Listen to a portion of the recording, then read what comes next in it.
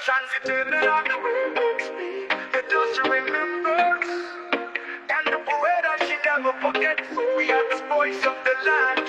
We are the echoes of Buhera. Hello and welcome back to the Deep Dive. This is where you give us the sources, could be articles, reports, anything really, and we dive deep. We try to pull out the main ideas, the surprising bits, and just make sense of it all for you.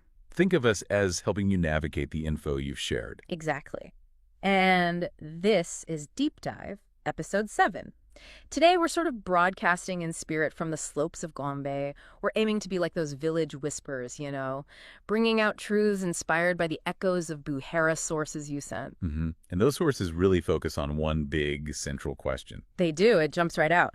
Why are marriages today not lasting like those in the village days? That's what we're digging into. It's a heavy question, and the sources, they start right off with some pretty stark numbers that show just how big this shift really is. It's not subtle. No, not at all. And you almost have to start with the data, right? It frames the whole problem. The Judiciary Service Commission figures shared in the sources are, well, they're quite something. Staggering, I'd say.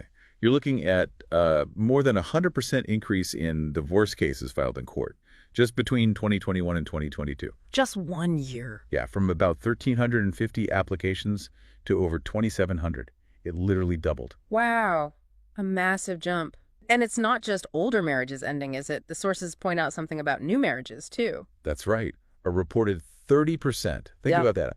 Almost 1 in 3 new marriages are apparently collapsing within the first 5 years. Within 5 years, that's incredibly fast. It really makes you pause. It does. And the sources note these court cases, the formal ones, are mostly concentrated in Herrera and Bulawayo, the urban centers. Which probably tells us something about where registered marriages are more common, maybe where certain modern pressures hit hardest. Could be, but like you said, the official court numbers, probably just the tip of the iceberg. What about all the unregistered customary marriages? Exactly. The sources get into that. They explain these unions, often marked by lobola. They usually end outside the formal courts. The new law encourages registration, but there's no penalty if you don't. So many breakups are handled, well, differently. How so? Well, Chief Indima Chimaraketa is quoted in the sources. He talks about how, in his community in Chimanimani, they handle many of these disputes locally. They try counseling first. Okay. And they only really refer cases up to the formal courts if there's a big property dispute they can't sort out themselves. Interesting. So even the way they end sometimes reflects that older community approach. Yeah. Trying to reconcile before making it official, legally speaking. Kind of, yeah. And the Zimstat data adds another dimension, especially about who's married and who isn't or who's divorced. Looking at people aged 15 to 49. Yeah. The sources show quite a gap. About 45% of men in that age group have never married. But for women, 62% are currently married or living with someone. That's a big difference. And what about divorce rates between men and women? Also different. Zimstat data shows women aged 15-49 are twice as likely to be divorced or separated. It's 12% for women versus 6% for men. Raises questions about what happens after a marriage ends, doesn't it? Different paths for men and women. It seems so. And remember, all these court stats we're talking about, they're happening even though, according to Zimstat, very few marriages are formally state registered. Only about 9% of currently married women are. Only 9%. Wow. It's higher in cities, but still nationwide, that's low. Right. So the formal divorce numbers are shooting up, but they only represent a small fraction of all unions. The real number of breakups, formal or informal, it's likely way, way higher. Which brings us right back to that core question from the Echoes of Buhera sources. Why? Why this huge shift away from the perceived stability of the village days? Okay, so let's get into the why. The sources draw this really interesting contrast between sort of the old idea of love and marriage versus the modern one. How did they frame the traditional view? Well, the Echoes of Buhera perspective suggests it wasn't always about that initial, head over heels feeling we chase now. It was primarily a commitment. Commitment first. Yeah. Love was seen as something that grew. It was nurtured by doing life together, planting the maize, herding the cattle, just the daily rhythms, walking to the river together. I liked that analogy in the sources, the fireworks versus firewood one. Oh, yeah, that was good. We chase the big, bright, flashy fireworks at the start now, but they fade fast. The sources argue it's the firewood steady, consistent, keeping the home warm day in, day out that actually lasts. Exactly. That traditional view saw love as a choice you make every day, a commitment to stick with it, even when those intense feelings maybe inevitably cooled off a bit or changed. It was about partnership. But modern love, according to these sources, is different. Seems so. Often focused on chasing that initial high, the butterflies. And the danger, the sources warn, is when those feelings fade, as they naturally do. People assume it's over, that the love is gone. Right. There's an assumption that if the intensity isn't there, the relationship isn't working, and some experts quoted reinforce this.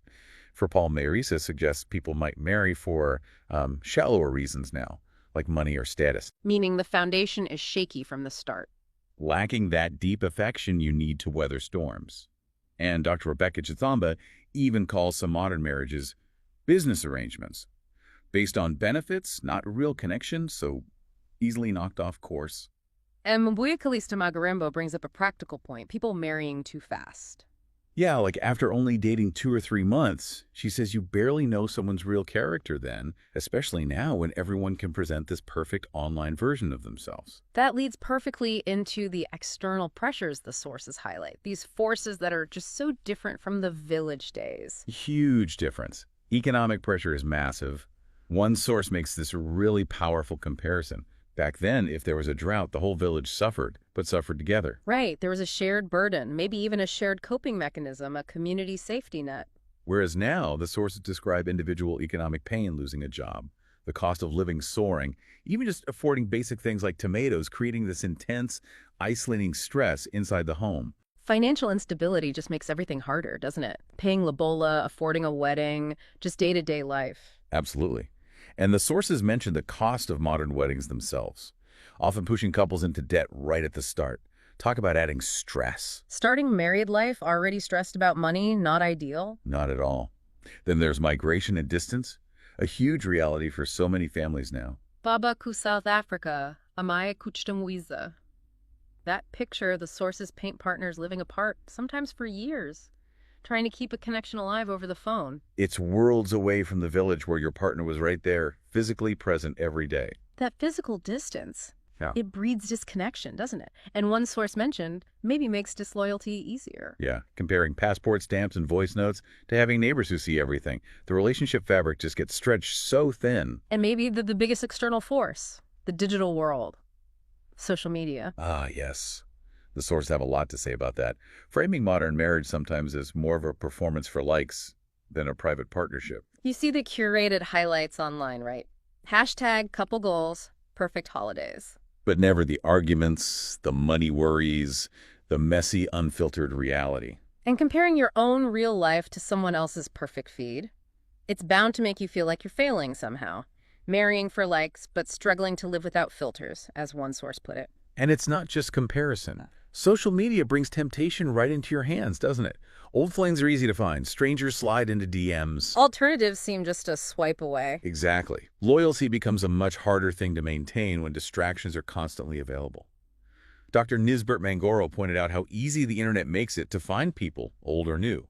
Amplifies the risk. It really changes the whole landscape compared to when your world was your immediate community. All these pressures then connect to another key point in the sources. The loss of those traditional cultural anchors and the new complexities around gender dynamics. Yeah, the sources ask bluntly, who still goes to their auntie, for marriage advice? Who really listens to grandma about kushinketedza imba keeping the home together? That whole system of community wisdom and support seems to be weakening. Right. Traditionally, marriage wasn't just your private business. The village was invested. Elders guided, families mediated, there was accountability. But now, the sources suggest more of a mind-your-own-business vibe. So couples might lack those rituals, blessings, that community backing, leaving them feeling isolated when things get tough. Mbuya Kalista Magarembo linked this to broken family ties, elders not grooming young people for marriage properly. And Mayarisa mentioned less patience now compared to families working things out privately before. That safety net feels frayed. And layered on top of that is the massive shift in gender roles. The sources are clear. Women bringing money, education, power into the marriage. That's positive progress. You're absolutely essential progress. But it also creates tension. Because, as the sources note, many men were raised expecting to be the sole provider, the main voice. Now you have two strong voices, two earners, often without a new script for how to navigate that. Like trying to use old tools for a totally new situation. Mbuya Kalista mentioned the practical side. If both partners work, there's less quality time, which can chip away at affection. And Sakili Dubé noted how rising awareness of gender equality changes expectations within marriage, sometimes clashing with older norms. So it's this tricky mix. New realities bumping up against old expectations, often without the old support systems to help navigate the bumps. So let's dive into the specific reasons people are giving for divorce based on the sources and connect them to the experts' underlying analyses. The court files mention things like abuse, poor communication, money problems, infidelity. Chief Ndima adds irreconcilable differences and gender-based violence. These aren't exactly new problems in relationships, but maybe our ability or willingness to endure them has changed. Dr. Shelter Schenger noted something disturbing. Yeah, she pointed out how divorce is more normalized now, which can be good in freeing people from bad situations. But she also warned it's sometimes seen almost like a tactic for revenge or money-making schemes. That's grim. And Farah Mayarisa echoed the idea that marriage has lost some sacredness, divorce isn't as stigmatized. He brought up the lack of patience again, and marrying for superficial reasons. Dr. Rebecca Chisamba really hammered home the communication breakdown. She sees some marriages as almost transactional, lacking real affection, making them vulnerable to outside interference. She said couples often don't even know basic things about each other's feelings or expectations. Especially if, as Mbuya Callista said, they only dated for a couple of months, marrying a relative stranger. And this brings us to a really crucial angle. The sources raise the psychological factor. Dr. Nisbert Mangoro and Dr. Venjasai Chimanij talk about this. How mental health plays into it. Exactly. They link rising mental health challenges, maybe worsened by things like COVID, lockdowns, job losses, just general stress and desperation, directly to marital problems. How does that connection work? Well, they explain that untreated mental health issues can show up as substance abuse, neglecting family, weakened emotional bonds, more conflict over responsibilities, especially kids. That makes sense. And Dr. Mangor made a powerful point about vulnerability.